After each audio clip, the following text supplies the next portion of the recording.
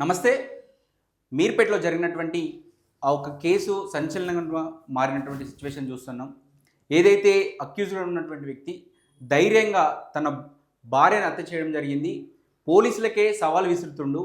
మీరేం చేస్తారో చేసుకోండి, నేను కోర్టులో తేల్చుకుంటా అని చెప్పేసి పోలీసులకు సవాల్ విసురుతుండు. ఈ తరుణంలో అసలు అక్కడ ఆ పర్సన్‌కి ఏ విధంగా అయితే శిక్ష పడే అవకాశం ఉంది? ఆయన ఒప్పుకుంటుండు, స్వయంగా నేనే చేసినా అని ఒప్పుకుంటున్నప్పటికీ అక్కడ గిల్టీ అవుతుండు. కాకపోతే పోలీసులు దీన్ని ఎవిడెన్స్గా మార్చడంలో కావచ్చు, అటు చట్టం ముందు కోర్టు ముందు ఏ విధంగా ఇక్కడే అక్యూజ్డ్ అని చెప్పేసి ప్రూవ్ చేయడానికి మాత్రం ప్రూఫ్స్ దొరుకుతలేవు. ఎందుకంటే ప్రీ ప్లాన్గా చేసినటువంటి ఒక మర్డర్ కాబట్టి అసలు ఎవిడెన్సే దొరకడం ఇక్కడ ఒక ట్విస్ట్గా మారింది. దీనిపై మాట్లాడడానికి మనతో పాటు హైకోర్టు అడ్వకేట్ సాండిల్య గారు మనతో పాటు ఉన్నారు. ఒకసారి వాళ్ళని తెలుసుకుందాం. నమస్తే మేడం. నమస్తే అక్షయ్. ఇది చూస్తూ ఉంటే ధైర్యంగా చెప్తుండు, ఓపెన్గా చెప్తుండు, మీరు ఏం చేసుకుంటారో చేసుకోండి, నేను కోర్టులో చూసుకుంటా అని చెప్పేసి మాట్లాడుతాను. ముందుగా అతని పైన పెట్టినటువంటి సెక్షన్స్ ఏంటి మేడం? సెక్షన్స్ అయితే మనకున్న ఇన్ఫర్మేషన్ ప్రకారం అయితే 302 ఐపీసీ అండ్ 201 ఐపీసీ ఇది బిఎన్ఎస్ కన్వర్ట్ చేసుకోవచ్చు. 302 ఐపీసీ ప్రకారం అయితే ఎఫ్ఐఆర్ బేసిస్ మీద 302 intentionally causing death to A person are intentionally causing such a injury which is likely to cause a death అనేది అయితే సెక్షన్ ఎక్స్ప్లెయిన్ చేస్తుంది. ఒక పర్సన్ని చంపాలనే ఉద్దేశంతో ఒక బాడీలీ ఇంజురీ కానీ లేదా యాక్ట్ కానీ చేసినప్పుడు ఆ మర్డర్ అనేది జరిగితే ఈ సెక్షన్ అనేది అప్లై అవుతుంది. 201 ఐపీసీ కన్వర్ట్ చేసుకోవచ్చు బిఎన్ఎస్లోకి.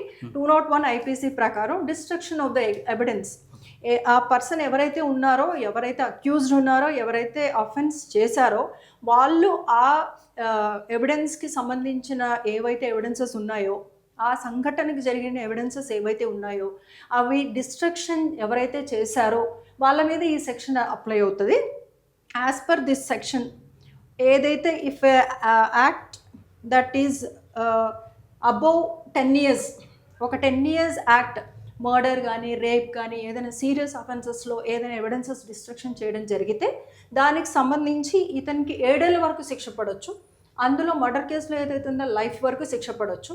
ఈయన యాజ్ పర్ పోలీస్ స్టేట్మెంట్ మీరు చెప్తున్న దాన్ని బట్టి, మీడియా చెప్తున్న దాన్ని బట్టి నేను ఆ హత్య చేశాను అని అగ్రీ చేస్తున్నారు కాబట్టి యాజ్ పర్ కన్ఫెషనల్ స్టేట్మెంట్స్ ఇదే కనుక ఆయన కోర్టులో వెళ్ళి చెప్తే శిక్ష అయితే మాత్రం తప్పదు. అండ్ ద నెక్స్ట్ థింగ్, ఒకవేళ కోర్టులో హాస్టైల్గా ఇదై నేను చేయలేదు అంటే పోలీస్ మీద మాత్రం ఇన్వెస్టిగేషన్ భారం అనేది పడడానికి 100% ఛాన్సెస్ ఉన్నాయి. 100% వాళ్ళ మీదే ఉంటుంది, ఛాన్సెస్ కూడా కాదు, 100% వాళ్ళ మీదే ఉంటుంది. అండ్ నెక్స్ట్ థింగ్ ఏంటంటే, ఇప్పుడు ఆమెను చంపి ముక్కలుగా కోసి ఒక కుక్కర్లో పెట్టి అది కుక్ చేశారు. అప్పుడు most of the evidences already destruction అనేది జరిగింది based on the body parts and next DNA. ఎవరైనా ఆమె డిఎన్ఏ ఎవరితో అయితే కలుసిద్దో, ఎవరైతే హ్యాండ్ ఓవర్ చేసుకున్నారో ఆ పార్ట్స్, ఆ డిఎన్ఏ టెస్ట్లు జరిగినప్పుడు ఆమెదే నిర్ధారణ జరిగితే ఖచ్చితంగా ఆయనకు శిక్ష పడే అవకాశాలు అయితే ఉన్నాయి. నెక్స్ట్ థింగ్ ఏంటి అంటే, ఈయన ఎవరైతే ఉన్నారో బోన్స్ అన్నీ కూడా ఒక మొద్దు మీద, ఒక చెక్క మొద్దు మీద పెట్టి వాటన్నిటినీ ముక్కలుగా చేసి వాటిని బర్న్ చేసి యాజ్ పర్ ఇన్ఫర్మేషన్ టీవీస్లో ఏదైతే మనకు టెలికాస్ట్ అవుతుందో అవన్నీ బోన్స్ అన్నిటినీ దగ్గరగా తీసుకుని వాటినన్నిటినీ వాటిని బర్న్ చేసి యాషెస్గా చేసి చెరువులో పడేశాడు అనేది ఇన్ఫర్మేషన్. ఒకవేళ ఆ ఇన్ఫర్మేషన్ ప్రకారం చెరువులో అయితే వీళ్ళకి డిఎన్ఏ చేసినా కూడా వాటర్లో కలిసిపోయి ఉంటాయి కాబట్టి అందులో క్లూ దొరక్కపోవచ్చు. ఇఫ్ అతను చెప్పిన దాన్ని బట్టి ఏదైతే కత్తి యూజ్ చేశాడో, ఏదైతే మొద్దు యూజ్ చేశాడో, ఆ బ్లడ్ స్టెయిన్స్ ఏవైతే వాళ్ళ ఇంట్లో దొరికాయో, basing on that circumstances evidences ఏవైతే ఉన్నాయో అవి ప్రూవ్ చేయగలిగితే ఆయన ఒకవేళ హోస్టైల్ అయినప్పటికీ basing on the circumstantial evidences and ఏవైతే సీసీ కెమెరాల్లో ఆయన ఫస్ట్ వెళ్ళి మిస్సింగ్ కంప్లైంట్ ఇచ్చాడు, మా ఆవిడ మిస్సింగ్ అయింది, బయటకు వెళ్ళింది, మళ్ళీ రాలేదు. బట్ సీసీ కెమెరాలు what it is showing that she has entered the house. ఆమె ఇంట్లోకి ఎంటర్ అయింది, ఆ తర్వాత బయటికి అయితే రాలేదు. ఆ సీసీ టీవీ కెమెరాల బేసిస్ మీద అదొక circumstantial evidence and clear proof. ఇంట్లోకి వెళ్ళిన ఆమె బయటికి రాలేదు అండ్ ఆయన హస్బెండ్తో ఆమె ఉంది. సో ఈ ఎవిడెన్సెస్ అన్నీ కొలాబరేట్ అయినప్పుడు ఆయనకి ఖచ్చితంగా శిక్ష పడిద్ది. ఈ బ్లడ్ స్టెయిన్స్ని తీసుకొని వాటిని డిఎన్ఏ టెస్ట్లకు పంపించినట్టు, ఫింగర్ ప్రింట్స్ ఏవైతే ఉన్నాయో అండ్ ఎవిడెన్సెస్ ఎవరైతే పక్కన వాళ్ళు చూసిన వాళ్ళు, ఆమె ఇంట్లోకి వెళ్ళి ఆమె బయటికి రాలేదని ఎవరైతే చెప్తున్నారో, ఈ ఎవిడెన్సెస్ అన్నీ కానీ పోలీసులు స్మెల్ కూడా ఇక్కడ కీలకంగా మారింది. స్మెల్ కూడా ఎవరైతే స్మెల్ చేశారో ఆ పక్క వాళ్ళు, అవన్నీ కూడా these are all very crucial evidences for this case. అవన్నీ ఒకవేళ పోలీసులు కరెక్ట్గా తీసుకుని కరెక్ట్గా మెజిస్ట్రేట్ గారి ముందర, జడ్జ్ గారి ముందర ప్రొడ్యూస్ చేయగలిగితే బిఫోర్ హానరబుల్ కోర్ట్ ఖచ్చితంగా ఈయనకు శిక్ష పడే అవకాశం అయితే మాత్రం ఉంటుంది. ఇంకా ప్రధానంగా మేడం ఇక్కడ డిఎన్ఏ మ్యాచ్ అనేది చాలా ఇంపార్టెంట్. ఇక్కడైతే ఎలాంటి ఎవిడెన్స్ లేవు, అని ముక్కలు చెర్ల పడేసిండు, తర్వాత అలాంటి ఎలాంటి ఎవిడెన్స్. ఇక్కడ ఏంటంటే కీలకంగా ఏదైతే ఇప్పుడు బ్లూ రేస్ ఒక కొత్త టెక్నాలజీ వాడుకొని అంటే పక్క రాష్ట్రాల నుంచి క్లూస్ టీంను రప్పించడం, కొత్త పోలీసులకు కూడా ఒక ఛాలెంజ్గా తీసుకున్నారు. సో అక్కడ ఉన్నటువంటి 10 సార్లు వాచ్ చేసిండు, ఆ వాష్రూమ్ 10 సార్లు వాచ్ చేసిండు. ఇంకా అక్కడ డిఎన్ఏ శాంపిల్స్ కావచ్చు దొరికే అవకాశం ఉంటుందా? 10 సార్లు వాష్ చేసినా 20 సార్లు వాష్ చేసినా డిఎన్ఏనే తీయగలగాలి అనుకున్నప్పుడు ఖచ్చితంగా డిఎన్ఏ అయితే మాత్రం తీయగలరు. ఏ హెయిర్ నుంచి డిఎన్ఏ తీయగలరు, ఒక నెయిల్ నుంచి డిఎన్ఏ తీయగలరు. ఏ బ్లడ్ స్టెయిన్ అనేది ఎక్కడో ఒక చోట క్లూ అనేది మాత్రం దొరకకపోదు. ఖచ్చితంగా డిఎన్ఏ అయితే మాత్రం ట్రేస్ అయింది. ఖచ్చితంగా పోలీసులు కూడా ఇట్లాంటి మర్డర్ కేసెస్ని సీరియస్గానే తీసుకుంటారు. They will find it out. అది బయటికి వచ్చినప్పుడు ఖచ్చితంగా అక్యూజ్డ్ శిక్ష అయితే మాత్రం పడే ఛాన్సెస్ 100% ఉన్నాయి. ఇక్కడ ఎవరితో మ్యాచ్ చేసి పిల్లలతో మ్యాచ్ చేస్తారని చెప్పేసి ఆమె డిఎన్ఏ, ఆమె బ్లడ్ గ్రూపు, ఆమె హెయిర్ పిల్లలతో కూడా చూడొచ్చు. డిఎన్ఏ మదర్ అండ్ ఫాదర్ కూడా ఉన్నారు. ఎవరితో మ్యాచ్ అవుతుంది ఆమెదా కాదా అని they will get to know by different methods. ఇప్పుడు సైంటిఫిక్ చాలా డెవలప్ అయింది, ఫోరెన్సిక్ ఎవిడెన్సెస్ అనేది ఇక్కడ కీలకమైన పాత్ర వహిస్తుంది. అండ్ ఎవిడెన్స్ అయితే మాత్రం ఒక సీన్లో కంప్లీట్గా ఏ అక్యూజ్డ్ కూడా యాజ్ పర్ క్రిమినల్ రికార్డ్స్ ఏ అక్యూజ్డ్ కూడా ఎక్కడో ఒక క్లూ అయితే మాత్రం డెఫినెట్గా వదిలేస్తాడు. యాజ్ పర్ అక్కడ సర్కమ్స్టెన్సెస్లో ఏ ఎవిడెన్సెస్ అయితే దొరుకుతాయో ఖచ్చితంగా ఆయన క్లీన్ చేయంగా మిగిలినవి ఖచ్చితంగా basing on those parts are some belonging to that lady, ఆ మాధవి ఎవరైతే ఉన్నారో ఆమె ఖచ్చితంగా ఆమెకు సంబంధించినవన్నీ తేలితే మాత్రం ఖచ్చితంగా ఈయనకి శిక్ష పడుతుంది. ఏ అక్యూజ్డ్ కూడా కంప్లీట్గా క్లీన్ చేయలేడు. సంథింగ్ ఆర్ అదర్ క్లూ అనేది మాత్రం ఖచ్చితంగా వచ్చింది. ఇది ఒకటి మేడం, అంటే ఇక్కడ ఫోరెన్సిక్స్ ఎవిడెన్స్ ఎంతవరకు ఎవిడెన్స్గా మనం నిర్ధారించగలం? ఫోరెన్సిక్ ఎవిడెన్సెస్ అనేది ఖచ్చితంగా మెయిన్ ఎవిడెన్స్ కూడా తీసుకుంటారు, but it is always corroborative evidence.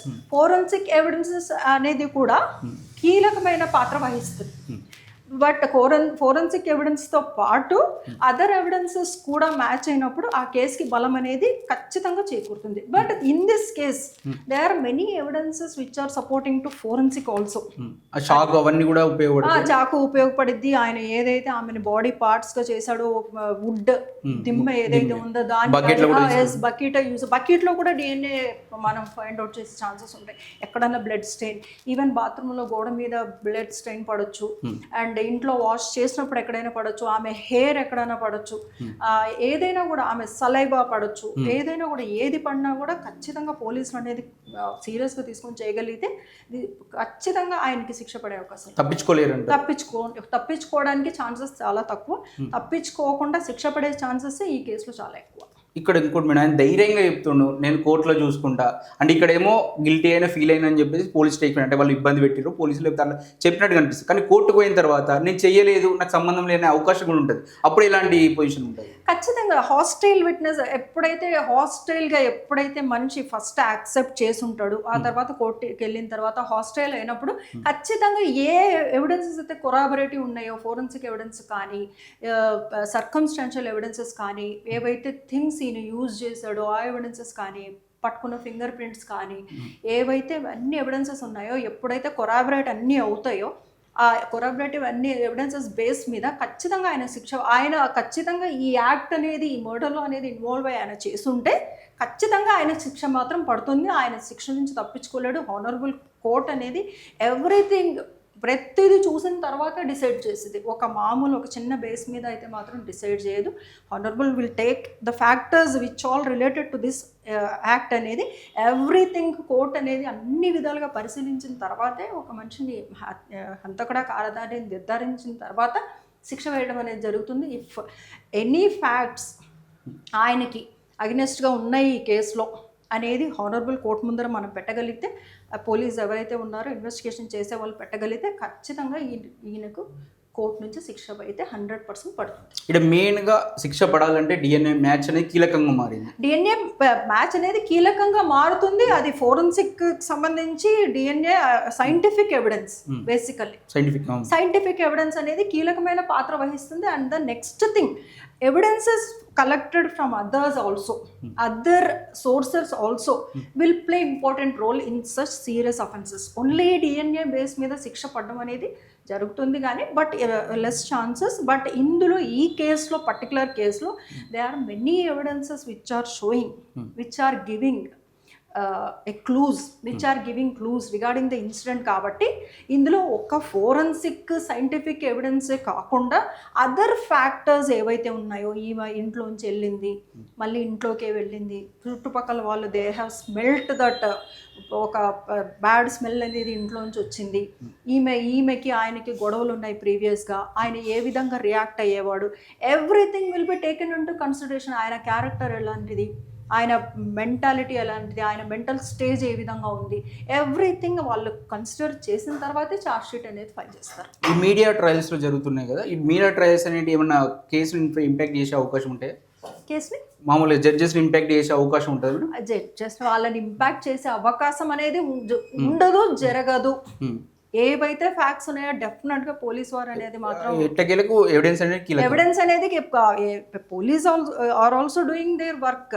So police వాళ్ళు ఖచ్చితంగా ఈ కేసులో సీరియస్ అఫెన్స్ కాబట్టి ఖచ్చితంగా ఈ కేసులో ప్రతి ఫ్యాక్టర్ అనేది బయటకు తీస్తారు. Everything will be produced before honourable court and charge sheet file చేయడం అనేది జరుగుతుంది. ఈయన ఈ దీంతో కాకుండా ఈ 2 సెక్షన్లే కాకుండా యాజ్ పర్ మీరు చెప్తున్న దాన్ని బట్టి ఈ 302, 201 యాజ్ పర్ డిఎన్ఎస్ ఇవి కాకుండా బిఎన్ఎస్ కాకుండా ఇంకా ఏవైనా వేరే అఫెన్సెస్లో ఇన్వాల్వ్ అయ్యి ఉంటే ఆ సెక్షన్లు కూడా ఛార్జ్ షీట్లో యాడ్ చేయడం అనేది జరుగుతుంది ఖచ్చితంగా. అప్పుడు ఇంటెన్సిఫై ఏదైతే శిక్ష ఈయనకి పడుతుందో ఈ మర్డరు, డిస్ట్రక్షన్ ఆఫ్ ఎవిడెన్సెస్తో పాటు ఏవైతే సెక్షన్లు ఎక్స్ట్రాగా యాడ్ చేస్తారో ఛార్జ్ షీట్లో డెఫినెట్గా వాటి మీద కూడా ఎవిడెన్సెస్ పోలీస్ వాళ్ళు ప్రొడ్యూస్ చేయగలిగితే డెఫినెట్లీ ఆన్ దట్ సెక్షన్స్ కూడా శిక్ష పడే అవకాశం అనేది 100% ఉంటుంది. రైట్. ఇది చూస్తుంటే ఎట్టకేలకు ఏదో అక్యూజ్డ్ ఏదో ఒక కంపల్సరీ ఏదో ఒక క్లూ వదిలిపోతారు, అదే క్లూ అనేది కీలకంగా మారింది. ఈ కేసులో మాత్రం బ్లడ్ శాంపిల్లో ఒక ఏదైతే వాష్రూమ్లో ఉన్నటువంటి ఆ బ్లడ్ శాంపిల్ ఆధారంగా డిఎన్ఏ టెస్ట్ మ్యాచ్ చేసి ఇక్కడ ఒక ఎవిడెన్స్గా చూపించవచ్చు అని చెప్పేసి మనతో పాటు చెప్తున్నారు. ఇక దీనిపైన ఫర్దర్గా ఏ విధంగా అక్యూజ్డ్ అయితే తప్పించుకోలేదని చెప్పేసి క్లియర్గా మనకు కనిపిస్తుంది. కానీ ఇక్కడ బర్డెన్ ఆఫ్ ప్రూఫ్ అని చెప్పేసి పోలీసుల మీద కనిపిస్తుంది. ఇక దీనిపైన పోలీసులు ఏ విధంగా వెళ్తారని చూడాల్సి ఉంది.